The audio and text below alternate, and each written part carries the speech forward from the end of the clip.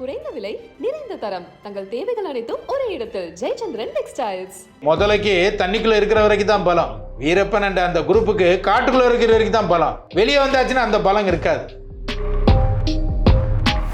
நான் ரிட்டையர்டு ஆனேன்னா இந்த 3 பேர் தான் காரணம். யாரோ சொல்லலாம். நான் இன்னைக்கு ஓப்பனாக சொல்கிறேன், நான் ரிட்டையர்ட் ஆகிறதுக்கு காரணம் ரோலிங் சேரெல்லாம் இன்ஸ்பெக்டர் ஆஃபீஸ்லேருந்து டிஎஸ்பி ஆஃபீஸ் வரைக்கும் எடுத்துடணும். இந்த ரோலிங் சேர் போட்டாலே அந்த இது வராது, சுத்த வேண்டியது இருக்கும். அப்படி இந்த ஆஃபீஸ்லலாம் ஈக்குவலாக சேமாக ஒரே மாதிரி சேர் பண்ணணும். பப்ளிக் வந்து அந்த ரெஸ்பான்சிபிலிட்டி இருக்கணும். எல்லாரையும் உட்கார வச்சு பேசணும். கான்செப்டில் கொண்டு உட்கார வச்சு பேசணும். கான்செப்டில் கூட உட்கார வைக்கிறேன், அவனும் மனுஷன் தானே. நம்மளே இவ்வளோ திட்டு வாங்குறோம்னா அவங்க எவ்வளோ திட்டு வாங்குவாங்க? எவ்வளோ பெரிய ஆள்கிட்ட போய் நீ கை கட்டி நிற்கணும். நம்ம வேலையை பார்க்கணும். போலீஸ் வேலையை பார்க்கணும். அரசியல் வேலையை பார்க்கணும். வழக்கறிஞர் வேலையை பார்க்கணும். வழக்கறிஞர்கள் வந்து அவருக்கு வர்ற கிளைண்ட்டை வந்து தானே கிளைண்ட் ஆகிடக்கூடாது.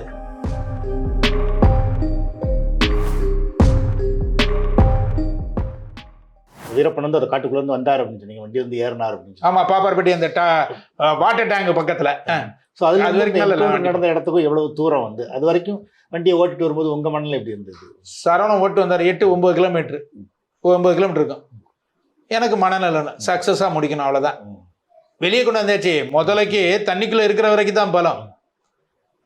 வீரப்பன் என்ற அந்த குரூப்புக்கு காட்டுக்குள்ளே இருக்கிற வரைக்கும் தான் பலம். வெளியே வந்தாச்சுன்னா அந்த பலம் இருக்காது. அதனால எனக்கு எந்த பயமும் கிடையாது. அந்த நேரத்துலலாம் எந்த திக்கும். ஸோ இந்த 8 கிலோமீட்டர் டிராவலில் என்ன நடந்துச்சு? உள்ளே தான் அவங்க பேசிகிட்டு இருந்தாங்களா? ஆம்புலன்ஸ் மாதிரி முன்னால் அடைச்சிருக்கும், நமக்கு காது கேட்காது. உள்ளே என்ன நடந்துச்சுன்னு தெரியாது. உள்ளுக்கு அவங்கக்கிட்ட என்ன நடந்துச்சு, கான்வர்சேஷன் என்ன நடந்துச்சுன்னு தெரியாது. எனக்கு கொடுத்தது பார்ட் வந்து திருச்சி வரைக்கும் நான் கூப்பிட்டு வரணும். அதுலேருந்து வேற டீமு ராமேஸ்வரம் கொண்டு போய் கள்ளத்தோணியில் ஏற்றுற மாதிரி ப்ரோக்ராம். அப்படியே அதாவது அப்படியே அவர்கிட்ட சொல்லப்பட்டிருக்கு. அவர்கிட்ட சொல்லப்பட்டது. ஆனால் அது ப்ரோக்ராம் இல்லை, அவர்கிட்ட சொல்லப்பட்டது. அது ஒன்ஸு நான் வெப்பன் வச்சுருக்கேன், அவங்களுக்கு தெரியும். நான் எல்டிடி, நான் உங்களை கொண்டு போய் சேஃபாக சேர்க்கறது என் கடமை. நீங்கள் வந்து சேஃபாக இருந்துங்க. நீங்கள் உங்களை எப்படி இருந்தாலும் உங்களை பாதுகாப்பாக நாங்கள் கொண்டு போயிடும். சர்வலைன்ஸ்லாம் முடிச்சாச்சு, பக்காவை கொண்டு போயிடும். அவங்க எங்களை நம்புகிறாங்க. சூழ்நிலைகள் அவங்க எங்களை என்ன நம்புகிறாங்க. ஏன்னா நம்ம எதாவது வச்சு ஏதாவது ஆகி போச்சுன்னா பிரச்சனை ஆகிடக்கூடாது. நீங்கள் இருங்க, உங்களை நாங்கள் பாதுகாக்க வேண்டியது எங்களுது. எங்கள் பார்ட்டி டீம்லாம் சர்வலைன்ஸில் இருக்காங்க, நான் கூட வரேன். என்கிட்ட வெப்பன் இருக்குது, ஸ்டன் கிரனேடு இருக்குது, பிஸ்டல் இருக்குது, எல்லாமே வெப்பனை நான் கேரி பண்ணியிருக்கேன், நான் பார்த்துக்கிறேன். நீங்கள் சைலண்டாக இருங்க, நீங்கள் பார்த்துக்கலாம் அப்படின்றதால அவங்க லாக் பண்ணிட்டு. ஸோ அவங்க உங்கள்கிட்ட இதெல்லாம் இருக்குங்கிறது அவங்களுக்கு தெரியும். தெரியாமலாம் போக முடியாது. செக் பண்ணுறாங்கல்ல, வண்டியை செக் பண்ணுறவங்க எல்லாத்தையும் செக் பண்ணுறாங்க. நாங்கள் வெப்பனோட வருவோங்கிறது தெரியும், என்கிட்ட வெப்பன் இருக்குங்கிறது தெரியும். அவங்க தமிழ் விடுதலை படை மட்டும்தான் சேர்ந்துருக்காங்க. எல்டிடி பிரபாகரனுக்கும் இவருக்கும் இதுவரை எந்த கான்டாக்டும் இல்லை. ஆளுக்கால் சொல்லலாம் கான்டாக்ட் இல்லை. கான்டாக்ட் இருந்தால் நான் சொன்னதை அவர் நம்பியிருக்க மாட்டார். அதனால் எந்த கான்டாக்ட் இல்லை. தமிழ் விடுதலை படை இருந்துச்சுல்ல, இளவரசன் குரூப்பு, அந்த குரூப்பு தான் இவருக்கு லிங்க். வேற எந்த குரூப்பும் லிங்க் இல்லை.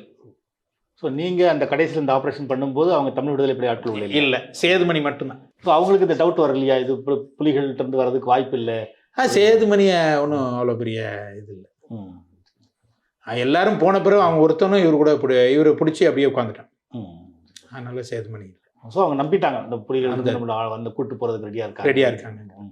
பாப்பாரப்பட்டியில் நம்ம அந்த வாட்டர் டேங்க் பக்கத்தில் அந்த ஓடு போட்ட வீட்டுக்கு பக்கத்தில் சேத்துக்குழுக்கு வந்து ஒரு 20 பேர் இருக்கிறாங்க. சர்வலைன்ஸ், அவங்க டீம் சர்வலைன்ஸ் முடிச்சுட்டு என்கிட்ட ஏற்றி விடுறாங்க. ஏற்றி விடும்போது சொல்கிறாங்க, அண்ணன் ரொம்ப நாளைக்கு பிறகு வெளியே போகிறாங்க, பார்த்து கூப்பிட்டு போங்கன்னு என்கிட்ட சொல்லி தான் அனுப்புகிறாங்க. நான் தானே கூப்பிட்டு வரேன். அவர் தானே ஏறுறாரு. சந்திரகோடா சேதுமணி ஏறின பிறகு வீரப்பன் 3ஆவது ஏறுறாரு, சேத்துக்குழிக்கு வந்து 4ஆக ஏறுறாரு. இல்லைன்னு சொல்லுங்க. பாப்பாரப்பட்டியில் சேத்துக்குழிக்கு வந்து தான் இப்படி உட்காந்துருக்கேன். வண்டி இப்படி நிற்கிது, ஃபேஸ் பண்ணி இந்த இதில் நிற்கிது. பின் சீட்டில் இப்படி இருக்காங்க. அவங்க எல்லாம் இப்படி இருக்காங்க, நீங்கள் உட்காந்துருக்க மாதிரி உட்காந்துருக்காங்க. வீரப்பன், சந்திரகோடா, சேதுமணி. சேத்துக்குழிக்கு வந்து மட்டும் இந்த மாதிரி லாங் சீட்டில் டாக்டர் இது இருக்கும்ல, அதில் இப்படி உட்காந்துருக்கேன். ஃபயரிங் இங்கேருந்து வரும்போது இப்படியே வாங்கிட்டான். டார்கெட் பெருசுன்னா இதுன்னு. வீரப்பனுக்கு ஒரு குண்டு தான், 2 குண்டு தான் இருக்கும். ஏன்னா இந்த இடத்துல பட்டோன்னே இறந்துட்டாரு. அடுத்து தலை சாஞ்சிச்சு, எந்த குண்டும் படலை. எல்லாருமே அவங்க 3 பேருக்கு இது. ஏன்னா அவங்க சிங்கிள் சீட்டில் உட்காந்துருக்கு. இவர் வந்து லாங் சீட்டில் உட்காந்துட்டு இப்படி உட்காந்துனா இங்கேருந்து ஃபயரிங். அவங்க இப்படி உட்காந்துருக்கனால இந்த தலை தான், செஸ்ட்டு தெரியல. ஒரு சிவலப்பேரி பாண்டி உங்களோட உறவினர் தான் அப்படின்னு கேள்விப்பட்டோம்.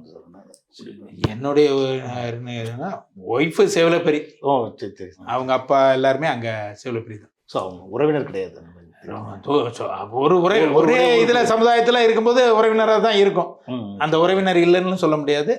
உறவினர் மற்றபடி உங்களுக்கு அவரை பத்தி ரொம்ப இதெல்லாம் கிடையாது. நாங்க வர்றதுக்கு முன்னாலே எனக்கு வல்லநாடு தான், அவங்களுக்கு தான் சிவலப்பெரி. அதனால உறவினர்கள் தான், ஆனா ரொம்ப அட்டாச் கிடையாது. உங்களை பத்தி கொஞ்சம் சொல்லுங்க சார். உங்களோட பேக்ரவுண்டு, உங்க ஊர், அப்பா அம்மா. இல்ல, முதல்ல ஏர்ஃபோர்ஸ்ல இருந்தாங்க. ஃபாதர் ஏர்ஃபோர்ஸ்ல 10 இயர்ஸ் என்னமோ சர்வ் பண்ணிட்டு வந்துட்டாங்க.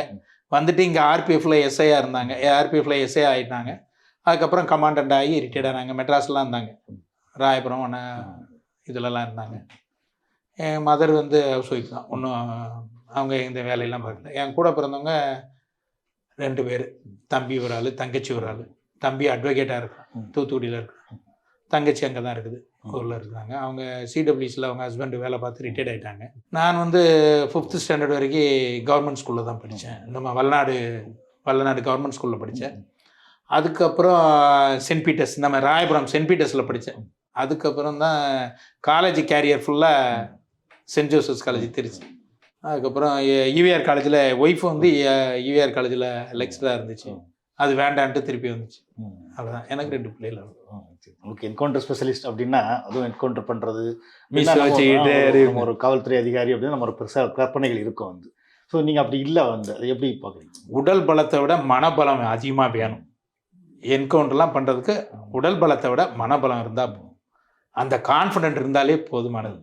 நீங்கள் முடிவு பண்ணிட்டீங்க இவன் அன்ஃபிட் ஃபார் லிவிங்னு முடிவு பண்ணிட்டேன், அதுக்கப்புறம் எந்த தாட்டுமே இல்லை, செகண்ட் ஃப்ளெக்சிபிலிட்டியே இல்லை. அவர் அப்படி தானே, எந்த சட்டத்திலையும் அவன் வெட்டினா தான் சுடணும்னு இருக்குதா? இல்லை. பகுஜன் சமாஜ் கட்சி மாநில தலைவராக இருந்த பாங்சாம் வந்து படுகொலை செய்யப்பட்டால் அதை பொட்டி திரும்ப இப்போ ரவுடிகள் பற்றின ஒரு பேச்சு உருவாயிருக்கு சார். 2 என்கவுண்டர் நடந்திருக்கு வந்து, திருச்சியில் துறை, இப்போ இங்கே திருவேங்கடம் நடந்திருக்கு வந்து. மெட்ராஸ் கமிஷனராக அருணா போட்டிருக்காங்க வந்து. இது எப்படி பார்க்குறீங்க சார்? இல்லை, நான் வந்து அவர் ஏடிஜி சாரை பற்றி நான் வந்து இப்போ சொல்கிறதுக்கு வந்து அது சரியாக வராது. நான் அதெல்லாம் ஒன்றும் சொல்லலை, அதை பற்றி நோ கமெண்ட்ஸ். நீங்கள் அவர்கிட்ட தான் பணியாற்றிருக்கீங்களா? அந்த மாதிரி சார்ட்டை பார்த்துருக்கு. இப்போ சார்ட்டை டேரெக்டாக வேலை பார்க்கல, காஞ்சிபுரத்துக்கு போஸ்டிங்க சார் தான் போட்டாங்கன்னு. நிறைய காவல்துறை அதிகாரிகளை பார்த்துருப்பீங்க. அதுலேருந்து அவரோட ஸ்டைல் எந்த வகையில் வித்தியாசமாக இருக்கும்? ஏன் அவர் முக்கியம்னு நினைக்கிறீங்க?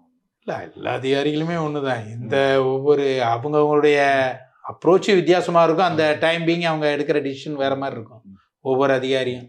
சில அதிகாரி வந்து அது இதுக்கு சட்டத்துக்கு உட்பட்டு சட்டத்தை ஃபாலோ பண்ணுவோம் அப்படிம்பாங்க.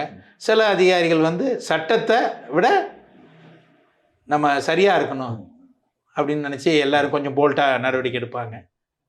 அவ்வளோதான் வித்தியாசம். 2 வித்தியாசம்தான். ஒருத்தர் வந்து சட்டத்தை மீறதா கிடையாது, அவங்க எல்லா சட்டத்தையும் கரெக்டாக பண்ணுவாங்க. இவங்க அதாவது இப்போ நம்ம சுதந்திர போராட்டங்கள் நடந்த மாதிரி தான். இவர் சுபாஷ் சந்திர போஸ் சார் பீரியடு அது தனி, காந்தி பீரியடு தனி, இது மாதிரி தான். சில அதிகாரிகள் காந்தி மாதிரி இருப்பாங்க, சில அதிகாரிகள் சுபாஷ் சந்திர போஸ் மாதிரி இருப்பாங்க. இவர் வந்து சுபாஷ் சந்திர போஸ் மாதிரியான ஒரு அதிகாரி. அதை நீங்கள் தான் சொல்லணும். எனக்கு ரவுடிஸ் தானே, ரவுடிஸை எடுக்கல. பப்ளிக் வந்து நல்ல நிம்மதியாக வாழணும்னா ரவுடிஸை களை எடுத்து தான் ஆகணும். பழைய ஐபிசிலாம் தானே சொல்லியிருக்கேன், ஒன்றா பாதிக்கப்பட்டா எடு, இல்லைன்னா எதுக்கு? முதல்ல ஜெயிலை திருத்தணும். ஜெயிலில் வந்து இவ்வளோ வசதி வாய்ப்புகள்லாம் பண்ணி கொடுக்கூடாது. அதாவது ஒருத்தர் இறந்து போயிடுறா, அவனை கொலையும் பண்ணிடுறாங்க, கேஸும் அக்கிட்டல் ஆயிடுது. அப்போ கொலை பண்ண செத்தவன் எப்படி தானே அறுத்துக்கிட்டானா கழுத்தை விடுச்சு? இல்லைல்ல, செத்ததுக்கு என்ன ரெமெடி? ஒரு நிரபராதியும் தண்டிக்கப்படக்கூடாது, ஒரு குற்றவாளியும் தப்பிக்கக்கூடாது. இவ்வளோ போலீஸ் போஸ்ட் இருந்து ஏன் ரவுடிகளை ஒழிக்க முடியல? காரணம் தான் விட மாட்டேங்கிறீங்களே. இன்னைக்கு சொல்லுங்க, விடியறதுக்குள்ள ரவுடிஸ் எல்லாத்தையும் அவங்க ஒழிச்சிருவாங்க. முடியும், விடியறதுக்குள்ள எல்லா ரவுடிஸையும் ஒழிச்சிடலாமா? கொஞ்சம் கண்ணை மூடிட்டு காதை பொத்திட்டு உட்காந்துருக்க சொல்லுங்க, எல்லாத்தையும் செய்ய மாட்டாங்கல்ல. உடனே சுயமோட்டோவாக எடுத்துருவாங்க. ரவுடிஸுக்கும் ஜாதி வந்துடும். இப்போ அது பார்த்துலாம் செய்ய வேண்டியது இருக்கு. போலீஸுங்கிற ஜாதிக்கு பண்ணுறது இல்லை, போலீஸ்லேயும் அந்த சாவர அக்யூஸ் எந்த ஜாதி அதை பார்த்து சொல்லு போய் இப்படி கதை வந்துட்டு பேர திருப்பி என்ன எப்படி இருக்கும்? எவ்வளோ போலீஸ் போட்டு என்ன பண்ண முடியும்? போலீஸே எவ்வளோ போலீஸும் கிடையாது. போலீஸ் மேலே குறை சொல்கிறது தவறு. அவுத்து விட்டு பாருங்க, ஒரு நாள் எந்த ரவுடிஸ் இருக்கான்னு பார்க்க சொல்லுங்க. எல்லாரும் சைலண்டாக இருக்கணும், வாயை தரக்கூடாது. ரவுடிஸ் செத்தானா, அவங்க மேலே கொலை கேஸ் இருக்குது, இந்த கொலை கேஸ் இருக்குது, அந்த கொலை கேஸ் இருக்குது, அவன் செத்துட்டான், யாரும் பேசக்கூடாது. சொல்லுங்க, யாராவது பேசாமல் இருப்பாங்களான்னு. திருப்பி நீங்கள் துப்பாக்கியும் எடுக்கக்கூடாது, அடிக்கவும் கூடாது. அவனை கூப்பிட்டு வந்து மாப்பிள்ளை மாதிரி கூப்பிட்டு போய் மாப்பிள்ளை மாதிரி அவனை ரிமாண்ட் பண்ணணும். அவன் எப்படி அடங்குவான்? போலீஸே தான் தொடாதாங்கிறான், கையை வைக்காதாங்கிறான். யார் கேட்குறது? எந்த பப்ளிக் கேட்குறாங்க? ஏப்பா எனக்காகத்தானே நான் போயிட்டேன். எந்த மனித உரிமையிலையாவது எப்பா அந்த கொலை பண்ணியிருக்கான, செத்துட்டான ஒருத்தன், அவனுக்கு என்ன ரெமெடின்னு கேட்டிருக்காங்களா? நீ ஏன் கண்டுபிடிக்கல? எதுக்கு அந்த கொலையாளியை கண்டுபிடிக்கல? அந்த செத்தவனுக்கு என்ன, அவன் பொண்டாட்டி பிள்ளைகள் என்ன பண்ணுது, அவன் குழந்தைங்களை ஏதாவது படிக்குதா, யாராவது கேட்டிருக்காங்களா? 4 நாள் கத்துவேன், அரசியல் நடத்திற்கு ஜாதி கட்சி ஜாதி தலைவன்லாம் வந்து கத்துவேன், அதோட போயிடுவானுங்க, அவனுங்க கமிஷன் வாங்கிட்டு போயிடுவாங்க. நாகரிகங்கிறதே இல்லாமல் போயிடுச்சுல நிறையா. அப்பாவிகள்லாம் எத்தனை பேர் சாப்பிட்றான்? அவனை பற்றி எவனாவது கேட்டிருக்கானா?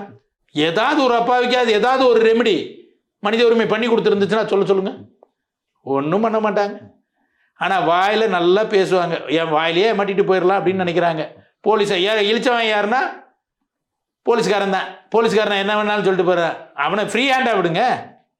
இதில் இன்னொன்று என்ன சொல்கிறாங்க சார், ரவுடிகளை வளர்த்து விடுறதுலையும் சரி, ரவுடிகள் மேலே ஆக்ஷன் எடுக்கும்போது அதை தடுக்கிறதும் சரி, அரசியல்வாதிகள் முக்கியமான பங்கு வகிக்கிறாங்கன்னு சொல்கிறாங்க. அப்படிலாம் சொல்ல முடியாது. அப்படி பார்த்தா எல்லா ரவுடிஸையும் காப்பாற்றிருக்கணும்ல. அதுக்குள்ளே அவன் ஒதுங்கிக்குவான். தனக்கு ஆபத்து வருதுன்னா எல்லாரும் ஒதுங்கிக்குவாங்க. யாரும் மல்லு கட்டிட்டுலாம் நின்று அந்த ரவுடியை காப்பாற்றணும்லாம் சொல்லிகிட்டு இருக்க மாட்டாங்க. இவங்களாம் ஒரு தன்னை எஸ்டாப்ளிஷ் பண்ணிக்கிறாங்களோலிய, அரசியல்வாதி தான் ரவுடியை வளர்க்குறான், போலீஸ் தான் ரவுடியை வளர்க்குறலாம் சும்மா ஒன்றும் இது கிடையாது. நம்ம வேலையை பார்க்கணும், போலீஸ் வேலையை பார்க்கணும், அரசியல்வாதி அரசியல் வேலையை பார்க்கணும், வழக்கறிஞர் வேலையை பார்க்கணும். வழக்கறிஞர்கள் வந்து அவருக்கு வர்ற கிளைண்ட்டை வந்து தானே கிளைண்ட் ஆகிடக்கூடாது, அவனை கிளைண்ட்டாகவே நடத்தணும். தானே நம்மளே அவனை மாதிரியே கூடயே சேர்ந்து அவன் நமக்கு ரொம்ப சொந்தக்காரன் பண்ண, உனக்கு வரனா அட்வொகேட்டுக்கு வரனா கிளைண்ட்டு வா, என்ன வேணும் எது வேணும் அவ்வளோதான் ரவுடி. அது உங்கள் தொழில், இது தர்மம். ரவுடி வரலாம், எவனாலும் வரலாம், அதோட நிறுத்திக்கணும். நீங்கள் போய் அவனா மாறுறீங்க, அதுதான் நீங்களா இல்லைன்னா பிரச்சனைகள். நானாக இருக்கணும், நான் உங்களை மாதிரியே இருக்கணும்னு நான் நினச்சேன்னா நான் கெட்டு போயிடுவேன். நானாக இருந்தோம்னா ஒழுங்காக போயிடும். அது மாதிரி அவங்கவுங்க வேலையை அவங்கவுங்க பார்த்தா கரெக்டாக போகும். ரவுடிகள் திருந்தி வாழ்ந்தா கூட அவங்க வாழறதுக்கு முடியல, கொலை செய்யப்படுறாங்க, அந்த மாதிரி ஒரு கேள்வி. எந்த மாதிரி ரவுடிகளில் நிறைய ரவுடி இருக்கு. கொலை பண்ண ஜாவத்தான் செய்வான். ஏதோ ஒரு சொந்த மோட்டிவ் இது இருந்து இறந்துட்டா போகிறார். அதாவது கூலிக்கு போய் வெட்டுறவன் அவனுக்கு வரும்போது வெட்டி போட்டு தான் செத்தானோ, அதுக்கு என்ன பண்ண முடியும்? ரவுடி தானே. இன்னைக்கு எத்தனை பெரிய ரவுடிலாம் எவ்வளோ பெரிய ஆளாக இருக்கான். அவன் நான் கொலையே பண்ணல, தியாகியா? காசுக்கு கொலை பண்ணவங்களாம் எத்தனை பேர் பெரிய பெரிய ஆளாக இருக்காங்க. இன்றைக்கி அவங்கள உட்கார வச்சு பக்கத்தில் உட்கார வச்சு எல்லாம் பேசுகிறீங்களா, அண்ணன் தம்பி இதெல்லாம் பேசிகிட்டு இருக்கீங்களா? அப்போ நாளைக்கு அவன் ஒருத்தன் இன்றைக்கி இல்லை ரவுடி, நாளைக்கு பெரிய ஆளாயிடும்.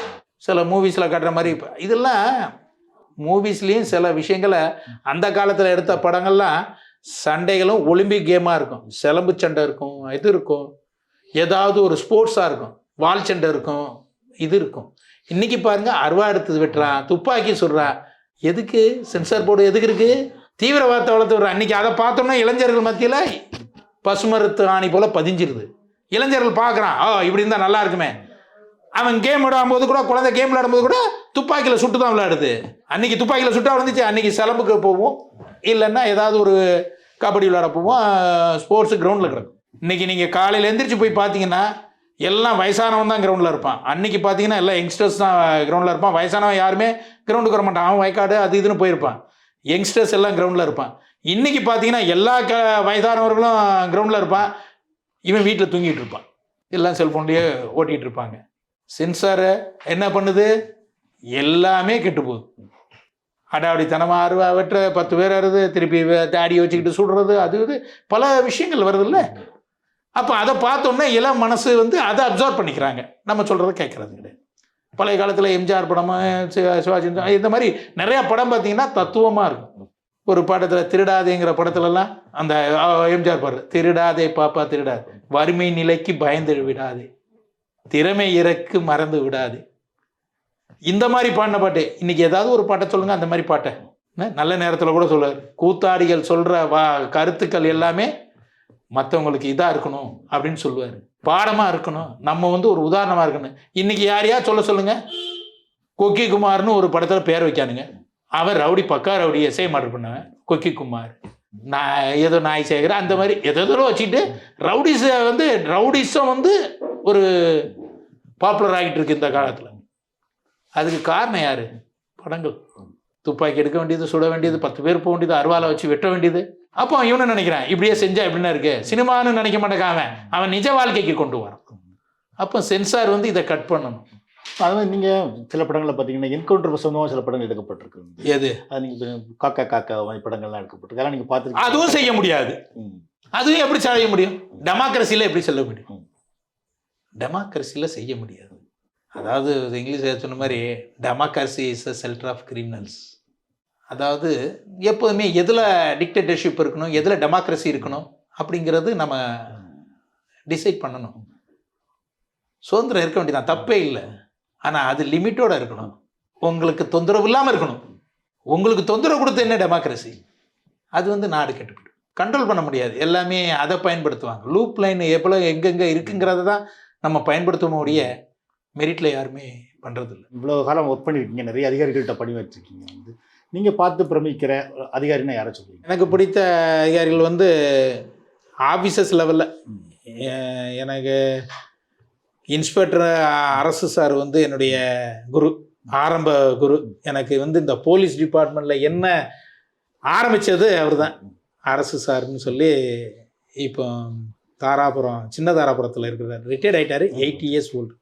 ரெண்டாவது வந்து அதுக்கப்புறம் வந்தது நம்ம திருப்பாச்சி சார். வால்டர் சார்லாம் ட்ரைனிங்கில் இருந்தே வால்டர் சார் எனக்கு உண்டு. ட்ரைனிங்கில் வால்டர் சார் தான் எனக்கு ட்ரைனிங், டிஜி. அதுக்கப்புறம் திருப்பாச்சி சார்.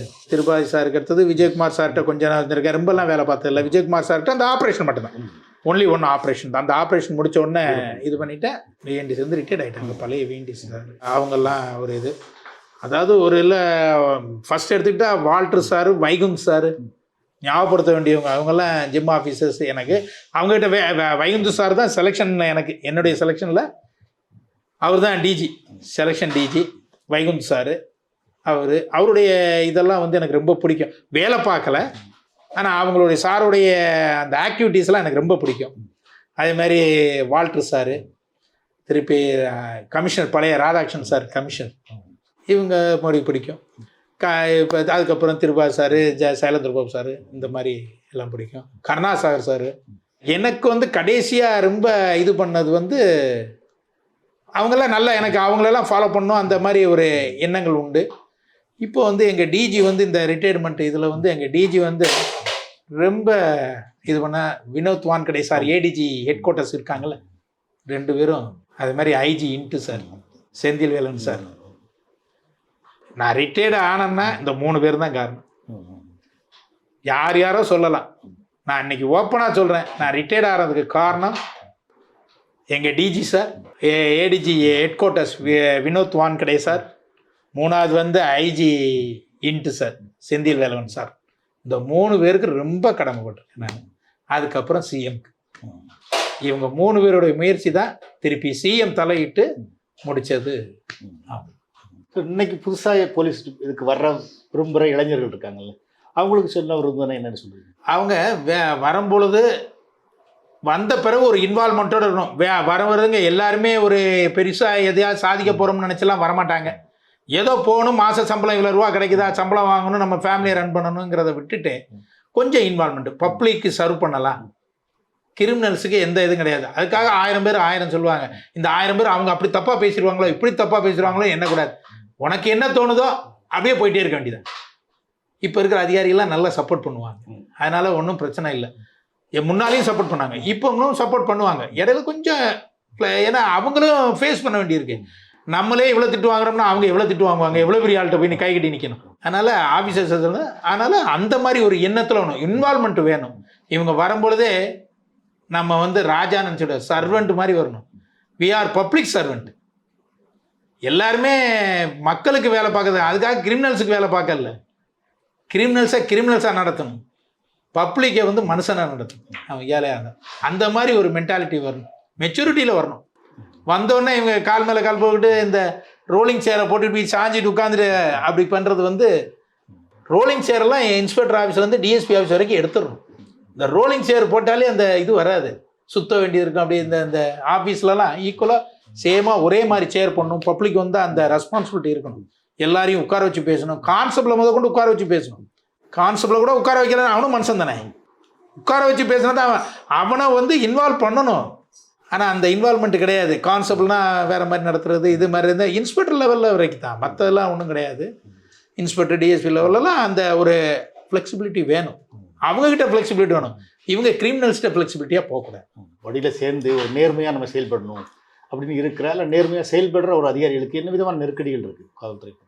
நேர்மையாக கொஞ்ச நாளைக்கு இருக்கும், அதுக்கப்புறம் அவனை போடான்ட்டு விட்டுருவாங்க. அவனை விடுங்க, அவன் அந்த ஆள் கேட்க மாட்டான், விட்டுருங்கன்றாங்க.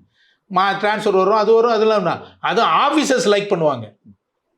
மற்ற இடத்துல இருந்து நான் சொல்கிறேன், மற்ற இடம்னா நிறைய இடத்துல ப்ரெஷர் வந்தால் கூட ஆஃபீஸர்ஸ் லைக் பண்ணுவாங்க, சப்போர்ட்டிவாக இருப்பாங்க. நீங்களே பார்த்துருக்கலாம் எவ்வளோ சப்போர்ட் பண்ணாங்க எங்கள் ஆஃபீஸர்ஸ், எங்கள் மென்னு, போலீஸு, இன்ஸ்பெக்டர் எல்லா ரேங்க்லேயும் அப் டு கான்ஸ்டபிள்லேருந்து டிஜி சார் வரைக்கும் எனக்கு சப்போர்ட் பண்ணாங்க எங்கள் போலீஸில். நம்ம வந்து மதிக்கணும். நம்ம வேலை வாங்குறது தப்பு இல்லை, கான்ஸ்டபிளில் வேலை வாங்கணும், இன்ஸ்பெக்டர் வேலை வாங்கணும், எஸ்ஐ வேலை வாங்கலாம், நம்ம டிஎஸ்பி வேலை வாங்கலாம் எல்லாமே. ஆனால் மரியாதையோட வேலை வாங்கணும். மரியாதை இல்லாமல் பேசிடக்கூடாது. எல்லா கான்ஸ்டபிள்ஸும் எல்லாரும் ஒன் போல இருப்பாங்களா? 5 பேரில் ஒன்றா இல்லைல்ல, ஒரு கான்ஸ்டபிள் அப்படி இப்படி தான் இருப்பாங்க. மேக்சிமம் கரெக்ட் பண்ணி கொண்டு போகணும்.